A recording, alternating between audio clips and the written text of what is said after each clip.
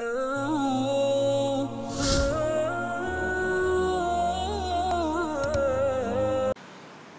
kata penulis ini rahimahullah bahawa di dalam peristiwa hijrah Nabi sallallahu alaihi wasallam yang merupakan satu peristiwa yang besar di sisi Allah, yang mana peristiwa itu bukanlah sengaja yang hanya ada dalam peristiwa kehidupan Nabi, namun pun begitu sudah pasti adanya banyak pengajaran dalam peristiwa tersebut. Baik, kata penulis ini, pengajaran yang pertama, apabila Nabi melakukan hijrah, yang pertama adalah melaksanakan asbab. Melaksanakan asbab. Nabi dan sahabatnya Abu Bakar telah mengerahkan segala yang termampu oleh mereka untuk menjayakan proses hijrah ini. Inilah persediaan yang dituntut dalam setiap mukmin agar mereka bersiap sedia semampu mereka. Sementara apa yang di luar daripada kemampuan, demikian itu tidaklah dituntut daripada mereka. Ini sebagaimana dalam firman Allah bagi tahu, wa a'iddu lahum mastata'tum min quwwah, dan sediakanlah segala jenis kekuatan yang dapat kamu sediakan untuk menentang mereka. Baik, dalam poin yang pertama ini, penulis ini nak bagi tahu bahawa apabila Nabi ingin memulakan perjalanan, Nabi mengambil asbab, mengambil semua strategi yang ada, semua plan yang dirancang oleh Nabi sallallahu alaihi wasallam bersama dengan para sahabatnya, tak kiralah yang berada di Mekah dan di Madinah.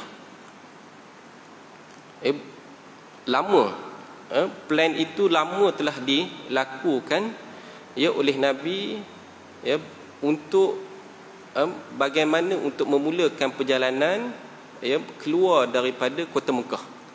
Sebab apa? Sebab waktu itu adalah waktu yang mana kekerasan orang kafir Quraisy kepada Nabi dan umat Islam berada dalam satu tahap yang maksimum, yang mana tubuh badan Nabi dan semualah umat Islam pada waktu itu disakiti oleh musuh pada waktu itu.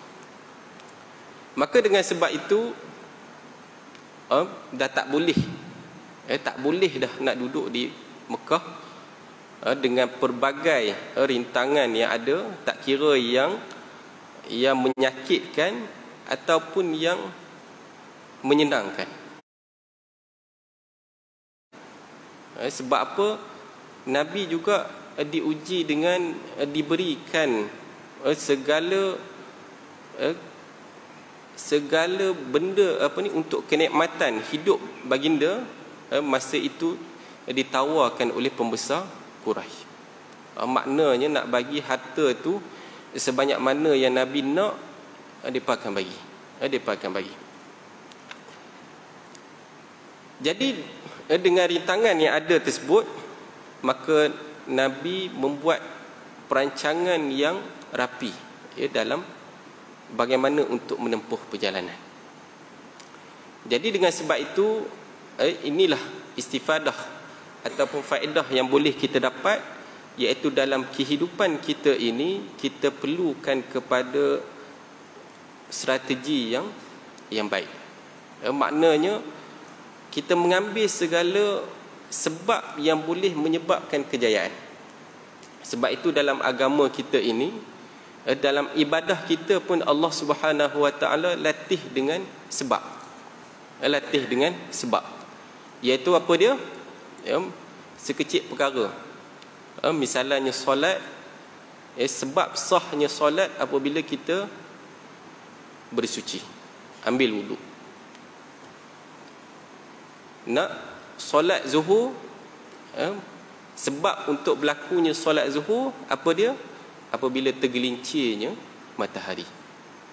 Apabila datangnya anak bulan Ramadan, itulah sebab kepada difardukan puasa. Maka dengan sebab itu, dalam kehidupan kita ini, sudah pasti yang kita perlukan adalah pekerjaan kita, apa yang kita lakukan itu secara sunnatullahnya kita perlu buat dengan sebaiknya. Bukanlah sekadar kita ambil, kalau kita nak tawakal, kita sekadar tawakal saja. Maknanya kita tak buat pun apa usaha yang nak mencapai apa yang objektif yang kita nak. Ini banyaklah kalau berlaku dalam masyarakat kita tu. Kalau misalnya kalau kita ada kedai, bila kita tak kedai kita tak laku misalnya, kita dah mulalah kita rasa ni mesti ada orang nak kenakan aku, mesti ada orang buat dan sebagainya. Sedangkan yang perlu dibuat adalah asbab untuk kenapa kedai dia tak ramai orang misalnya. Mesti ada punca dia yang perlu diusaha untuk bagi kedai dia ramai orang. Dan demikian juga kalau anak kita misalnya, kalau kita nak dia berjaya, sudah pastilah dia memerlukan kepada asbab tersebutlah. Bukan sekadar dia minum air zam-zam, makan kismis dan sebagainya. Itu tidaklah membantu dia untuk menempuh kejayaan, tetapi mestilah dengan perancangan. Sebab itu di Israel, apabila saya dulu mengaji di Jordan, sebelah ada tu, kalau kita sebelah kita ni Thailand lah, waktu kat Jordan dulu sebelah ada adalah Israel, sebelah kepada Laut Mati. Di Israel ini dia ada satu camp yang spirit dia, semangat dia adalah koperasi. Koperasi. Maknanya dia ada 300 lebih. Kalau kita kat sini misalnya kampung lah. Kampung, tapi di sana tu dia ada 300 camp. Camp yang mana dia dah dibuat daripada mereka datang ke bumi Palestin. Daripada lama dah, hampir 100 tahun. Mereka buat macam mana? Mereka buat satu tempat camp tu, macam contohnya camp ini fokus kepada pertanian,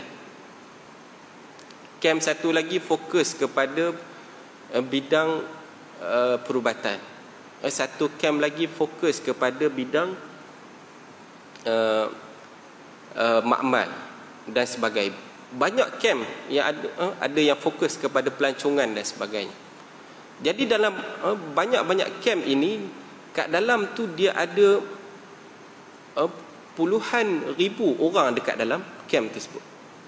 Puluhan ribu orang dalam camp tersebut, yang mana mereka ini hidup dalam satu masyarakat, yang mana mereka ni kat situnya ada sekolah, kat situnya ada supermarket dia, dekat situlah ada macam-macam lah sekolah, hospital dan sebagainya.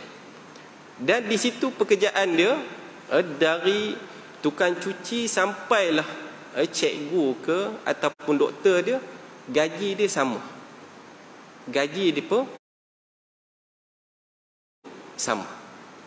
Dan dari sudut pendapatan pula, pendapatan dia adalah, kalau misalnya tadi dia fokus pada pertanian, mereka dah boleh buat di padang pasir tu, mereka boleh tanam pisang pun boleh tumbuh dekat padang pasir tu. Mereka buat berbilion, mereka punya pendapatan, yang mana di kem-kem tersebut tak ada bantuan daripada kerajaan. Sehingga kan dia punya PM pun daripada kem tersebut. Jadi mereka ni hidup dalam keadaan takaful, saling bantu-membantu sama.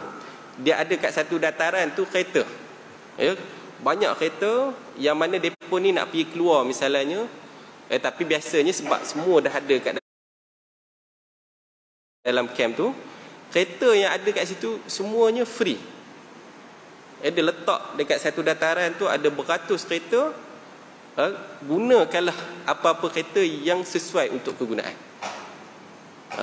Dan mereka ni, keluarga mereka ni anak ramai di camp tersebut, yang mana anak mereka ni ramai, dan mereka ni tak ikut pun sistem yang dibuat di dunia ini. Apa dia? Anak mereka yang masih kecil tu, kan, anak mereka yang umur makna dah boleh berfikir dan sebagainya, 10 tahun, 11 tahun tu, mereka panggil untuk pergi kerja setiap hari. Kalau camp tu dia fokus kepada pertanian, dan dia akan kerahkanlah anak dia ni untuk buat pekerjaan itu sejak daripada kecil. Maknanya bukanlah kelas tu untuk belajar tu hanya beberapa waktu saja. Beberapa waktu saja untuk kelas. Yang lain semua pergi dekat bendang, pergi dekat kebun dan sebagainya untuk bekerja. Jadi dengan sebab itu, walaupun kalau kat dunia kita ni biasanya hak asasi manusia ni bising lah, kenapa suruh budak kecil bekerja dan sebagainya. Tapi mereka ada mereka punya sistem mereka sendiri. Dan bila mereka nak kahwin misalnya, tanpa melibatkan pinjaman dan sebagainya, organisasi itu akan bagi rumah dekat dia. Sebab tu mereka kahwin umur 15 tahun, 16 tahun kahwin. Sebab apa? Tak perlu nak fikir dah. Rumah ada, kereta pun ada, semua serba-serbi, gaji pun dah ada sebab pekerjaan yang ada di kem-kem tersebut. Jadi itu yang sampai hari ni berlaku sehingga pada hari ni. Itulah yang kem-kem itu yang ada di Israel. Apabila kawan yang belajar di Universiti Yarmouk dulu, dia daripada Palestin lah, orang Palestin yang duduk di Israel. Ramai umat Islam yang duduk di Israel, tapi mereka di bawah penguasaan rejim lah. Rejim duduk dekat situ. Jadi dialah yang bagi tahu berkenaan dengan kem-kem ini, yang mana itulah senjata yang paling berkuasa sekali dekat muka bumi. Bukanlah jet ataupun kereta kebal ke dan sebagainya, tapi itulah yang melatih, nak kata tentera yang bukan tentera, tetapi kem-kem itulah yang melahirkan generasi mereka pada hari ini. Itu yang mereka buat. Sebab tu spirit dia adalah daripada Islam. Dari sudut konsep takaful dia, tak ada kepentingan diri dan sebagainya. Itulah strategi yang mereka buat sehingga mereka menguasai dunia. Jadi dalam peristiwa hijrah ini, Nabi nak bagi tahu bahawa walaupun baginda ini adalah kekasih Allah Subhanahu wa taala, sepatutnya kalau kekasih ni, Nabi itu boleh goyang kaki lah, duduk sehingga tunggu turunnya pertolongan. Tak, Nabi bukanlah seperti itu yang kita bayangkan. Apabila kekasih Allah, kekasih itulah yang paling berat ujian dia. Sebab itu, apabila Nabi ingin melakukan perjalanan, segala strategi yang Nabi buat. ya yang Nabi buat. Sebab itu ya, daripada peristiwa ini Allah Subhanahu Wa Taala ya bila itu sahaja yang kadar Nabi buat, yang Nabi mampu, yang ada lebih kurang berapa puluh orang Islam yang ada pun dah berhijrah ke Habsyah, ya ada yang pergi ke sana kemari, dan Nabi dengan kadar waktu, kadar kekuatan yang ada untuk meneruskan perjalanan. Jadi walaupun kadar yang ada, kenapa kemenangan itu datang? Sebab apa? Dia bagi tahu kat sini. Apabila penulis ni bagi tahu orang musyrikin tiba di rumah Nabi sebelum waktu yang telah ditetapkan, disangka baginda ia waktu yang selamat, dan baginda pun telah menyusun rancangan sesuai dengan asas pengetahuan ini. Orang mengejar baginda telah sampai ke pintu Gua Thur. Suraqah bin Malik telah mampu untuk sampai kepada Nabi dan sahabatnya. Begitu juga Buraidah Al-Aslami dan kaumnya yang telah sampai kepada Nabi, yang mana semua itu boleh menghalang perjalanan Nabi. Yang mana kita tahu bahawa Nabi perancangannya adalah untuk bergerak pada waktu malam. Tapi sebenarnya musuh sudah berada di keliling rumah Nabi. Tapi nak kata bila adanya apa segala usaha yang telah dilakukan, dan usaha itulah yang menyebabkan kemenangan kepada Nabi. Bukan sekadar mengambil kata tawakal sahaja, tetapi mengambil usaha yang ada dengan sesungguhnya, maka selepas itu datangnya kemenangan.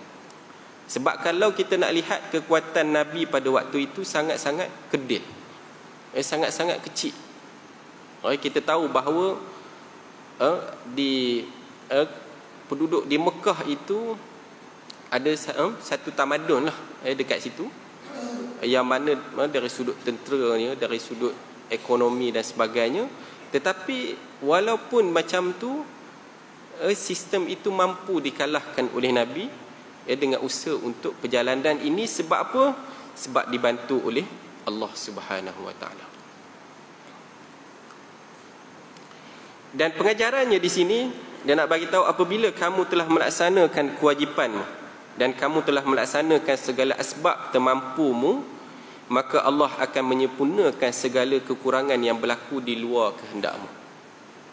Ini faedah yang dalam ibadah kita, dalam pekerjaan kita sama. Misalnya dalam ibadat kita, kita tahu bahawa amalan kita ni tidaklah seberapa. Kalau kita nak nilailah, nilai balik solat kita, bagaimana kita solat dengan dalam kita duk fikir macam-macam benda lagi dalam kepala kita, ingat banyak perkara ketika kita solat, ketika buat ibadah-ibadah yang lain, banyak sebuah kekurangan.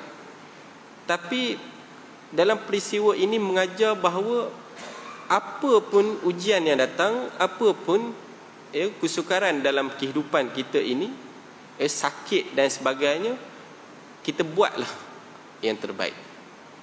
Dengan kita usahalah nak semayang berjemaah, pergi masjid. Pergi masjid pula ada risiko sakit lutut, dengan nak ingat macam-macam masalah yang kita hadapi dalam kehidupan kita. Tapi kita usaha untuk sebaik mungkin kita lakukan, dan insya-Allah Allah akan sempurnakan dia. Maknanya bila kita buat ibadat itu bukanlah sempurna mana, tetapi Allah akan sempurnakannya dengan usaha yang kita buat.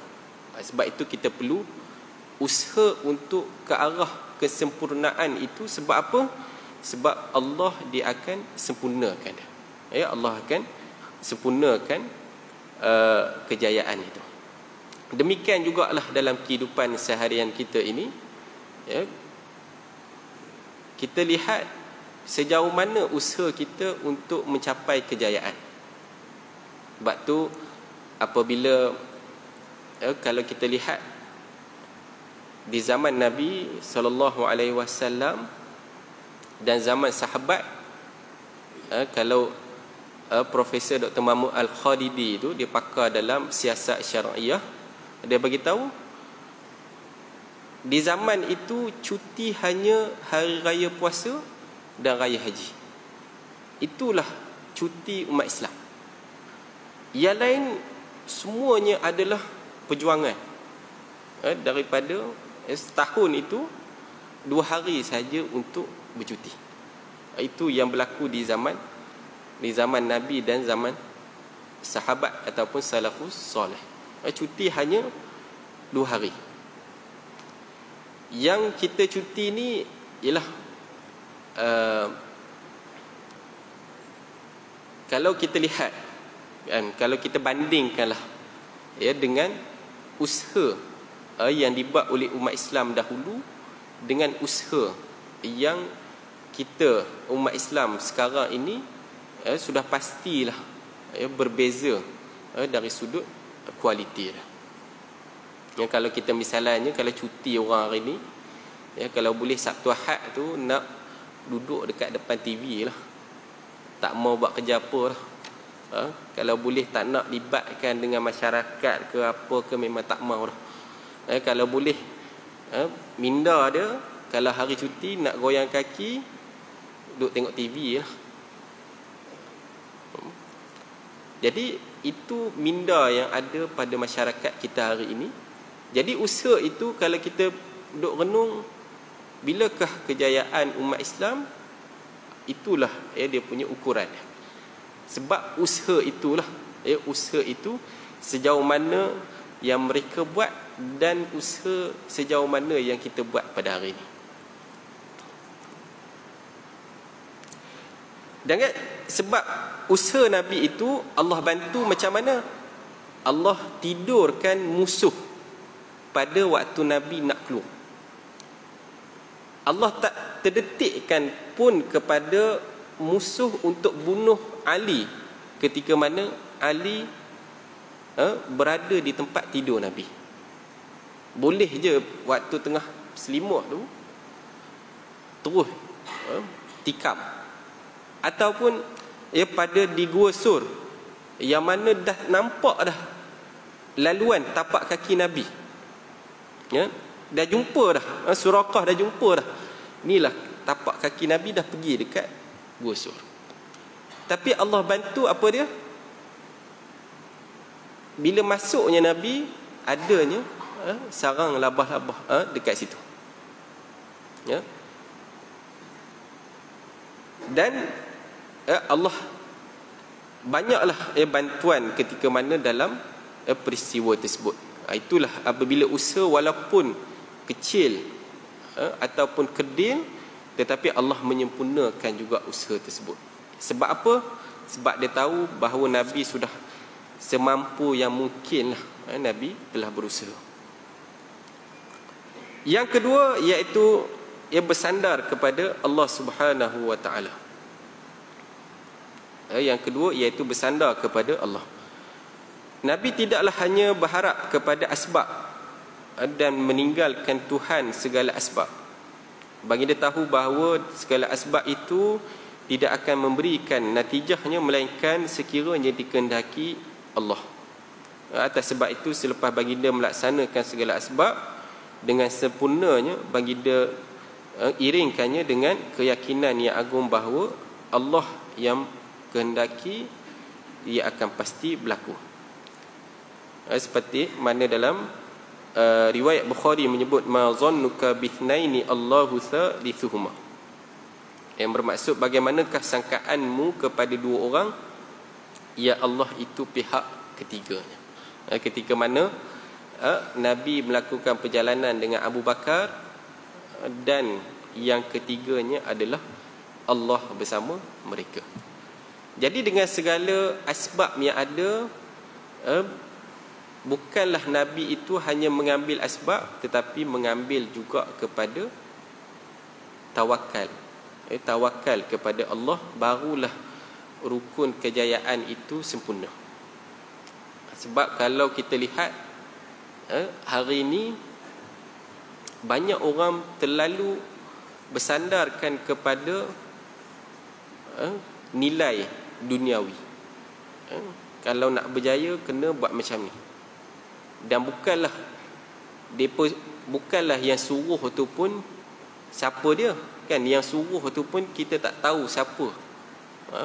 Adakah dia ni musuh ke, ataupun dia ni baik ke, ikhlas ke, nak bagi panduan kepada kita dan sebagainya. Tetapi sedangkan itulah apabila kita dengan segala asbab yang ada kita ambil, tetapi dalam masa yang sama kita bertawakal kepada Allah Subhanahu wa taala.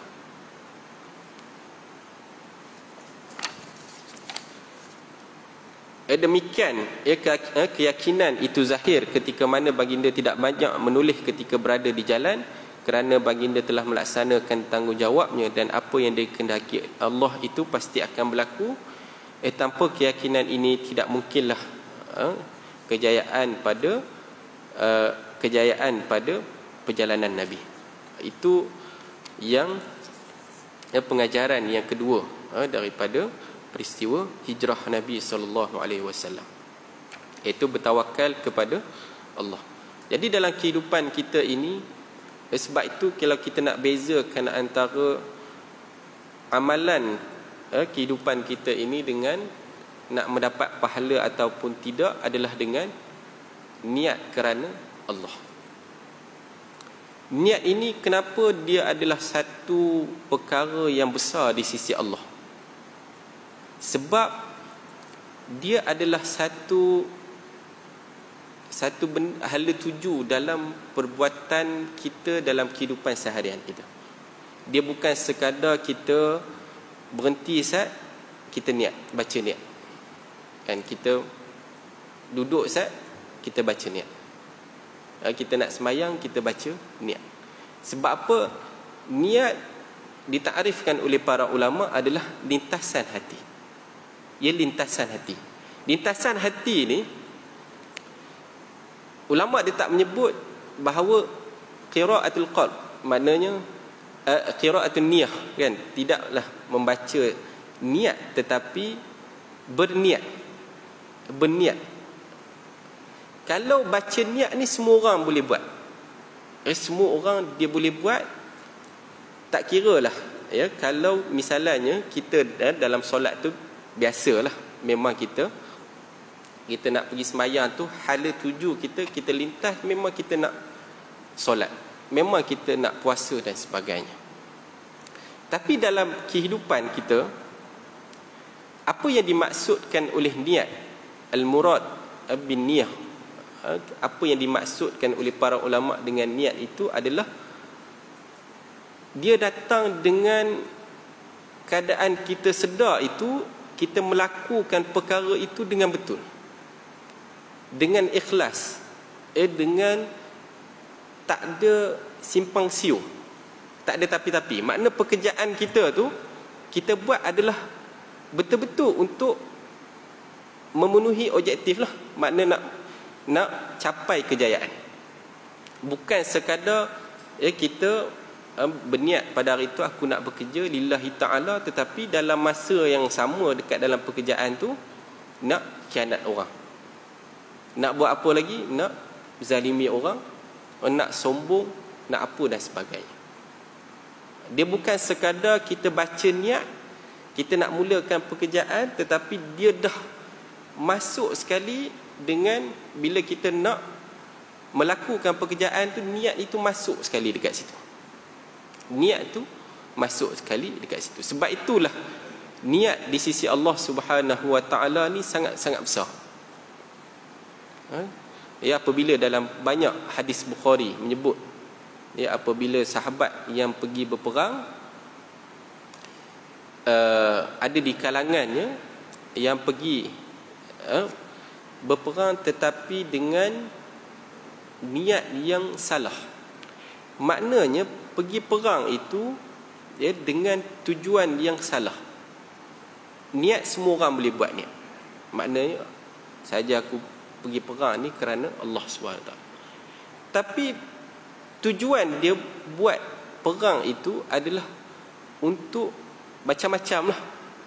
Mungkin dia ada musuh dengan orang yang ada dekat situ, ataupun dia nak rampas harta di rampasan perang tersebut. Macam-macam lah.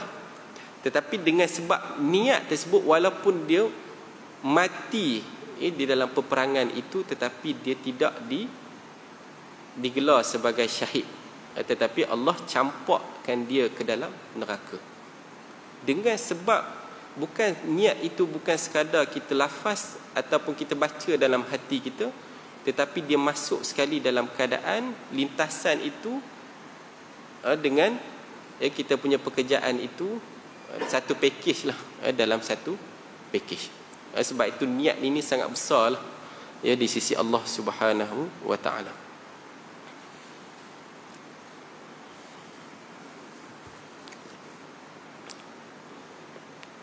Yang ketiga iaitu apa penulis dia kata, berharap dan yakin akan kemenangan.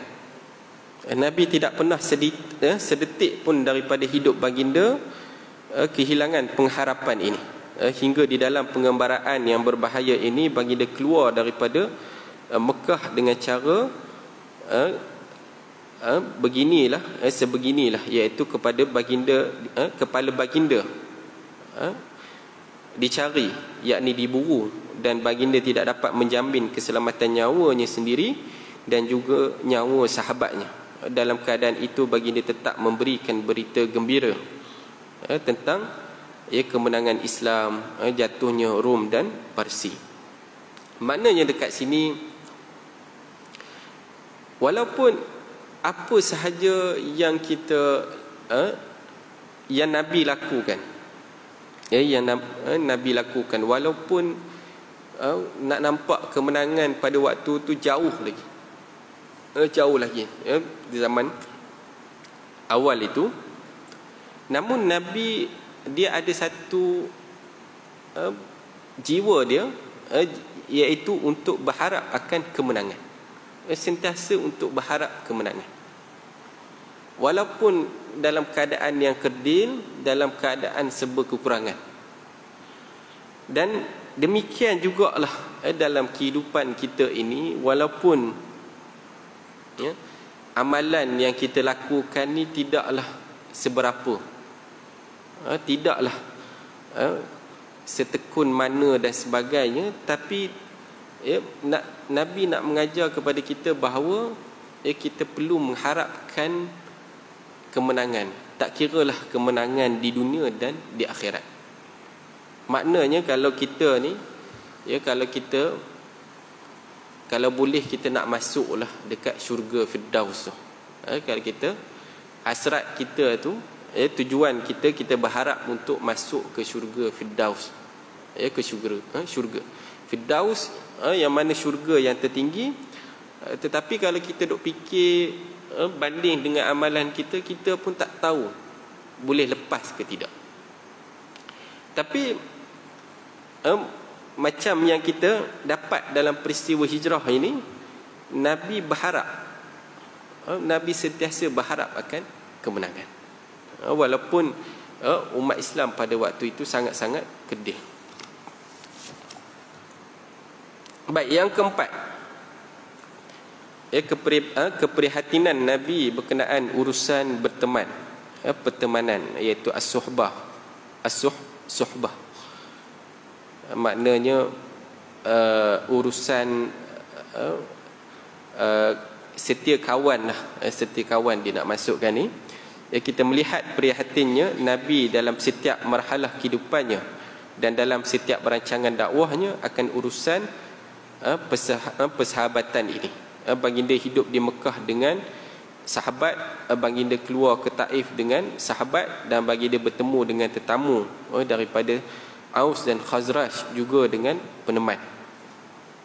Jadi banyaknya dalam urusan Nabi itu, Nabi akan ada teman dekat dia. Kalau dekat peristiwa hijrah ni, Nabi akan bersama dengan Abu Bakar. Ya, Abu Bakar. Jadi Abu Bakar dalam urusan Nabi itu, Nabi akan sentiasa berteman. Nabi akan sentiasa berteman. Ni dekat sini Nabi bagi tahu, Nabi telah menggariskan sebuah kaedah yang kukuh, iaitu asyaitanu ma'al wahid wa huwa minal ithnaini ab'ad. Syaitan itu akan bersama dengan seorang untuk menyesatkannya, dan dia itu lebih jauh apabila dia berada di dalam 2, 3 dan sebagainya. Dan inilah satu faktor kejayaan apabila dalam kehidupan kita ni, tak kira lah kita ni dah berjaya ke dalam kehidupan kita, kita dah dalam umur yang meningkat dan sebagainya, teman ini satu yang sangat penting dalam kehidupan kita. Tak kira lah teman itu keluarga kita ke, ataupun teman itu sahabat kita. Sebab perkara ni dia memainkan peranan untuk membantu kejayaan dalam kehidupan kita. Kalau kita lihat hari ini, ramai orang yang kes bunuh diri banyak sangat, kan? Kalau kes kita lihat bunuh diri ataupun jadi penyakit yang tak ada ubat. Dia bukan sakit secara fizikal, tetapi sakit jiwa. Sakit jiwa sebab apa? Kan, kalau kita lihat sakit jiwa yang macam mana, yang di kalangan orang yang normal pun dia akan kena penyakit. Kalau kita panggil hari ni, dia ada satu penyakit yang dia tak boleh dekat depan orang dia rasa takut. Dekat depan orang dia rasa ada orang nak apa-apakan dia. Kadang-kadang dia kalau kita baca berita kan, kadang-kadang dia rasa nak menangis. Kadang-kadang rasa jantung dia nak tercabut. Dia takut. Tiba-tiba kan berlaku dalam kehidupan seseorang. Dia jiwa dia tu tambah lagi dalam keadaan, misalnya dia ada masalah yang besar, dia duduk seorang-seorang, tak ada peneman dan sebagainya. Yang mana orang yang tak ada masalah apa, yang berpelajaran dan sebagainya, boleh untuk bunuh diri, sehingga boleh untuk bunuh diri. Jadi fitrahnya Nabi nak bagi tahu bahawa kita perlu berteman dalam kita punya setiap fasa kehidupan kita ni. Tak kira lah kita daripada kita kecil sehinggalah kita mencapai umur yang semaksimum yang mungkin, untuk sentiasa berteman, untuk sentiasa berteman, dan teman itu teman yang baik lah. Sebab tu yang Nabi bagi tahu ini, syaitan itu ma'al wahid. Memang betul kan, bila syaitan itu bersama dengan orang yang berada seorang diri, yang dia boleh nak berkhayal, nak ingat orang nak bunuh dia, dia takut. Sebab syaitan ni dia suka kalau orang tu bersendirian. Jadi itulah fitrah apabila kita dalam kehidupan kita ini, kita mestilah berteman. Walaupun Nabi itu mampu, Allah boleh suruh Nabi itu duduk seorang-seorang dia lah pergi hijrah tu kan, tak perlu nak ada peneman. Sebab peneman ni bahaya pula dekat Abu Bakar kan, bahaya kepada Abu Bakar, sebab semua orang nak tuju pada Nabi. Tapi dengan sebab itu Allah suruh juga Nabi jadikan Abu Bakar itu sebagai peneman. Itu sekadar kita punya pengajaran kita yang 4 pengajaran daripada peristiwa hijrah Nabi SAW. Mudah-mudahan kita mendapat pengajaran yang untuk kita jadikan teladan dalam kehidupan kita, dalam seharian kita, insya-Allah. Jadi kita cukup sekadar itu saja kita punya perbincangan pada malam ini. Aku qauli hadza wa astaghfirullah